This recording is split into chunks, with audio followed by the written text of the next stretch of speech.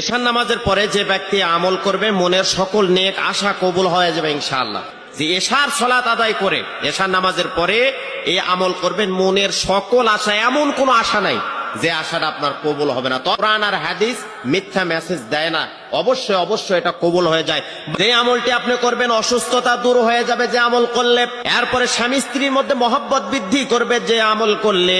অভাব অনটন দুর্ভিক্ষর ভিতরে আছেন, কোনোভাবে অভাব অনটন বাড়ি থেকে দূর হচ্ছে না, আপনি বহু টাকা কামাই করছেন কিন্তু পকেটে কোনো টাকা থাকে না, এসার পরে আমলটা করবেন, অবশ্যই একটা ফল পাবেন।